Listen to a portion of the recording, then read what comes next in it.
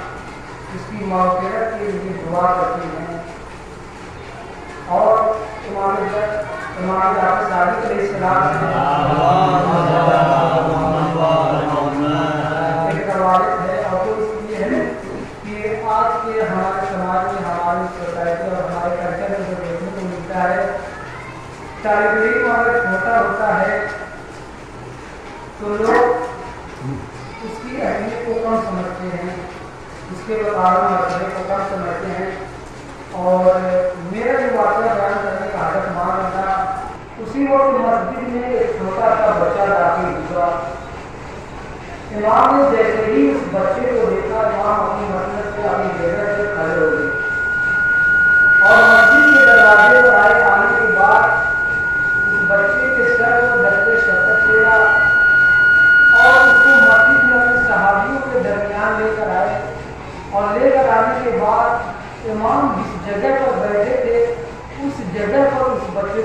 بٹھا دیا اور جب تک وہ بچہ مسجد میں بیٹھا رہا امام نے اپنے صحابی سے ایک لفظ بھی گفتگو ایک لفظ بھی کلام یا چند لمحے کے لیے بھی اپنے صحابی سے بات نہیں کی جب تک وہ بچہ مسجد میں بیٹھا تھا امام اسی سے مخاطب تھے بعد اس بچے کو مسجد کے دروازے تک بھیجا کیا اب چاہنے والوں نے پوچھا کہ مولانا نے کون سا لڑکا تھا یہ کون بچہ تھا جس کی آپ دلی کا عزم کر رہے تھے کیا یہ آپ کے گھرانے سے تعلق رکھتا ہے کیا یہ آپ کا رشتے دار ہے کیا یہ آپ کا پڑوسی ہے آپ کون سا بچہ ہے جس کی آپ کی تعظیم کر رہے ہیں تو امام جعفر صادق علیہ السلام نے ارشاد فرمایا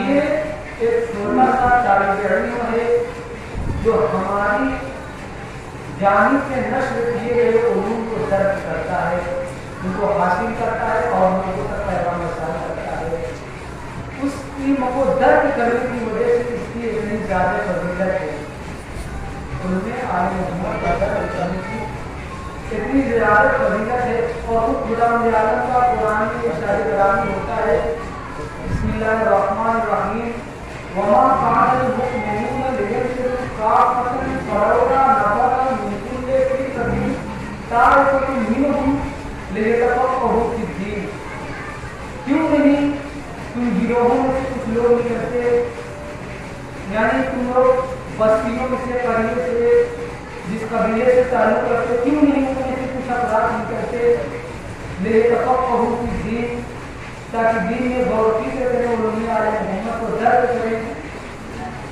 یہ خود قرآن کا بیان ہے علوم عالم محمد کو طلب کرنے کے لیے قرآن میں بھی ترغیب ہدایت ہوئی ہے امام جعفر امام حسین اللہ علیہ السلام ارشاد فرماتے ہیں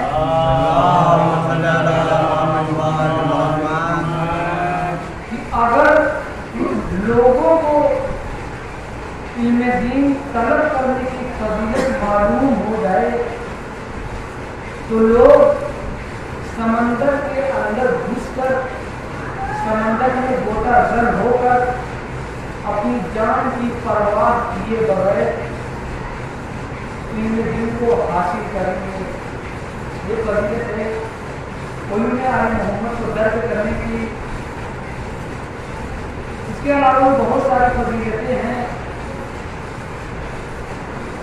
اور میں نے اس لیے موضوع اور عنوان کا انتخاب کیا ہے کیونکہ شاید پتہ نہیں یہ میری آخری مجلس بھی ہو سکتی ہے اور اگر مولانا حسین کے ہاتھ دوبارہ موضوع کا شرف بھی حاصل ہو سکتا ہے کیونکہ 1 اکتوبر سے ہمارے مدرسے کا آغاز ہو رہا ہے کہ وہاں پر علم عالم محمد کو درج کرنا ہے کیونکہ وہ بھی ضروری ہے اور ذکر حسین بھی ضروری ہے لیکن ذکر حسین سے پہلے علوم حسین کو درج کرنا ضروری ہے ایک طالب علم اپنی زندگی کو جب تعلیم میں سمیٹ کر بیان کرنا چاہتا ہے تو صرف 2 ہی مصرے کافی ہوتے ہیں کہ ہمیں دنیا سے کیا مطلب مدرسہ ہے وطن اپنا ہمیں دنیا سے کیا مطلب مدرسہ ہے وطن اپنا کتابیں کب ہیں اپنی ورق ہوگا وطن اپنا کتابیں کب ہیں اپنی ورق ہوگا وطن اپنا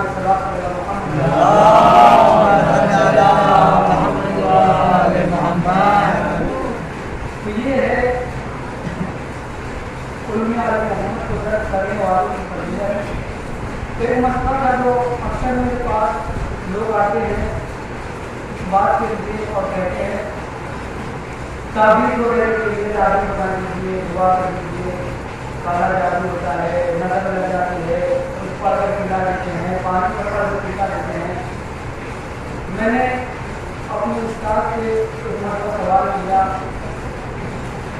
جناب ابھی تو ہم اتنے پڑھے لکھے نہیں ہیں نہ ہمارے پاس اتنی صلاحیت ہے کہ ہم دنیا کے تمام اشرار تمام برائیوں کی کاٹ کر سکیں لہذا آپ ہمیں کچھ ایسی وصیت کریں کچھ ایسی نصیحت کریں جس کے ذریعے ہم ان تمام برائیوں کا علاج لوگوں تک پہنچا سکیں تو میرے استاد نے اس سے کہا سورہ رحم چاروں کل آیت الکرسی، سورہ رحم چاروں کل آیت الکرسی، ان تمام ان چیزوں کے اندر وہ طاقت ہے جو دنیا کی ہر ایک برائی سے لڑ سکتی ہے، ہر ایک برائی سے لڑنے کی ابھی تو ہمیں ہمارا جو بھی نہیں حاصل ہے. آپ آیت الکرسی پڑھیے، کیا بیان کیا جا رہا ہے؟ اللہ ولی الذین آمنوا یخرجونہم من النور من الظلمات الی النور. اللہ ان لوگوں کا ولی ہے جو ایمان لے کر آئے. اب ایمان لانے کے بعد ہوتا کیا ہے؟ یخرجونہم من الظلمات، اللہ انہیں اندھیرے سے نکالتا ہے، برائیوں سے نکالتا ہے، کس طرف؟ الی النور، نور کی طرف نکالتا ہے. یا آپ سورہ رحم دیکھیے، سورہ رحم میں اللہ کی تعریفیں بیان کی گئی ہے، اللہ کے اوصاف بیان کیے گئے ہیں. اور سورہ رحم کا سب سے بہترین جملہ اہدنا الصراط المستقیم، ہمیں سیدھے راستے کی ہدایت فرما. ایاک نعبد و ایاک نستعین، ہم تیری عبادت کرتے ہیں اور تجھ سے ہی پناہ چاہتے ہیں. اس کے علاوہ اگر دیکھیں چاروں کل کی تو اتنی زیادہ فضیلتیں ہیں، میں کچھ نہیں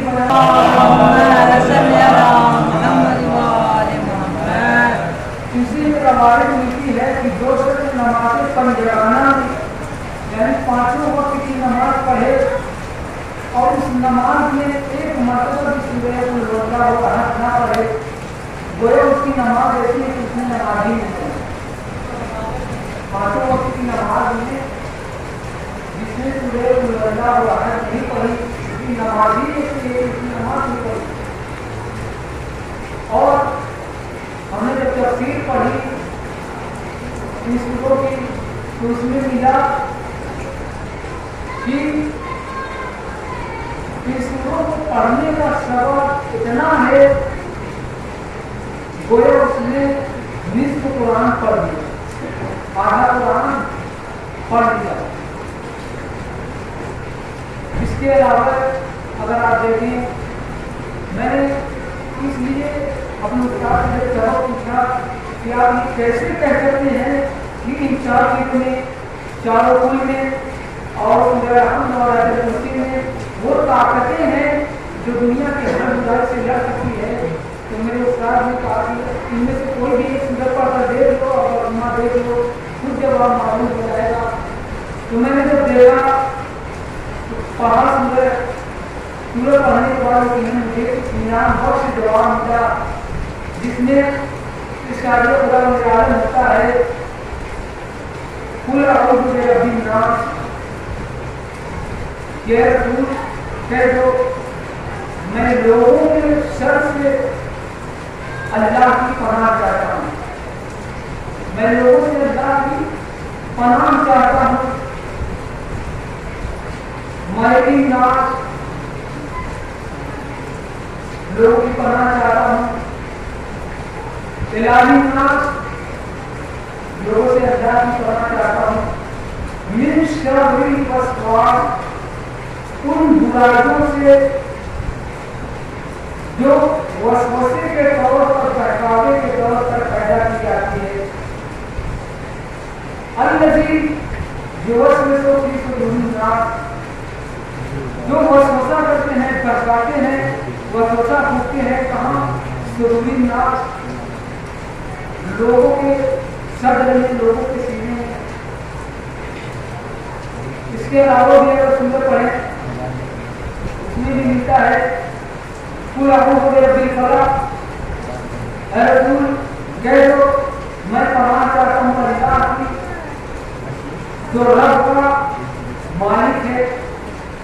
من شر ما خلق، ان تمام برائیوں سے جو میرے استاد نے جملہ کہا کہ یہ تمام برائیوں سے لڑنے کی طاقت رکھتی ہے. من شر ما خلق، ان تمام برائیوں سے جو اللہ نے خلق کی پیدا کی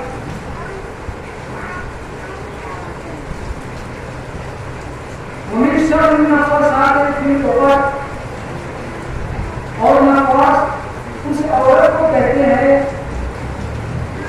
جو گنڈا پڑ کے آگا پڑ کے اس پر پھینکتی ہے یعنی جو گرے باندھتی ہیں گنڈوں کو شادی کو بناتی ہیں ان عورتوں سے اللہ کی پناہ چاہتا ہوں دنیا کی تمام برائیوں کا علاج ان چیزوں میں موجود ہے ان چیزوں کے ذریعے تمام برائیوں کا علاج کیا جا سکتا ہے ہو سکتا ہے آپ مجھے ابھی جانے کے بعد کل یا پرسوں یا کسی اور دن میری اس بات پر عمل کرے اور عمل کرنے کے بعد دوبارہ میرے پاس ہے آنے کے بعد کہے کہ مولانا نے جو بیان کیا تھا ہمارے ساتھ وہ پریشانی پیش آئی اور ہم نے آپ کو بتائے دیے نسخے پر عمل کیا لیکن ہمیں کوئی فائدہ نہیں کیا ہمیں کوئی فائدہ نہیں ہوا تو میں اس بات کی رد ابھی کر دیتا ہوں مولا کائنات کی خدمت میں سے حاضر ہوا اور کہنے لگا میں غریب انسان ہوں قرضدار ہوں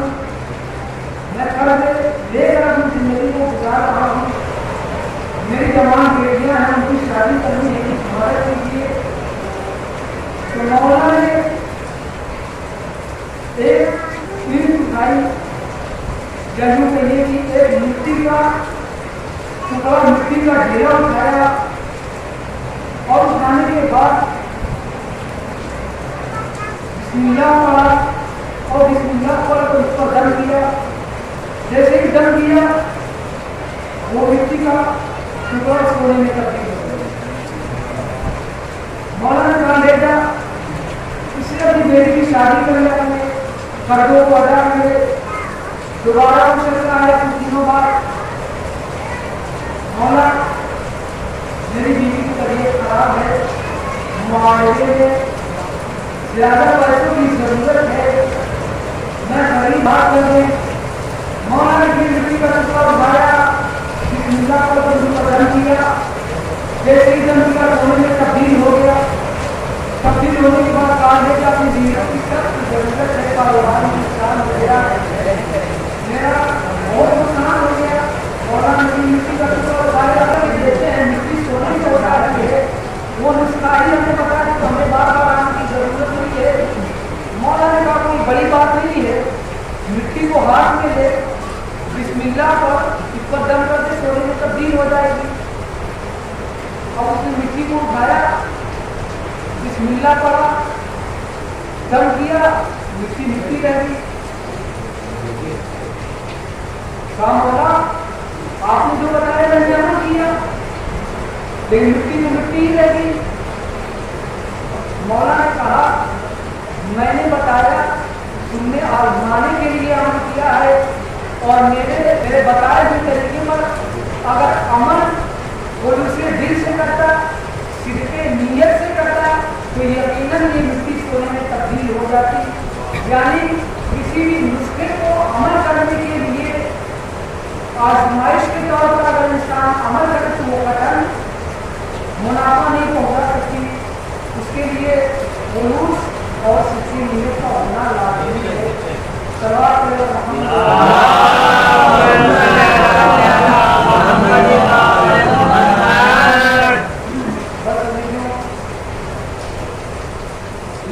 حسین بھی ایک درد سے آپ آتے ہیں آپ کو کوئی نہ کوئی نئے علم کی جانکاری ہوتی ہے نئی چیزوں کی معلومات ہوتی ہے لیکن آج کے مسائل میں میں کوئی روایت نہیں پڑھوں گا کوئی کربلا کی خاص تاریخ نہیں پڑھوں گا آج کے مسائل میں میں انگریز دولت کی داستان کو پڑھوں گا जो अपने ड्राइवर के साथ सड़कों से गुजर रही थी, तो इसने देखा कि सड़क जाम है, रास्ता रुका हुआ है, चंद अफराद जमा हैं जिनके गरिबान चाक में आसीन चढ़ी हुई है, गमज़दा हालत में है, अपने सरोसीनों पर मातम कर रहे हैं। उस औरत ने अपने ड्राइवर से पूछा, ये कौन लोग हैं और क्या कर रहे हैं?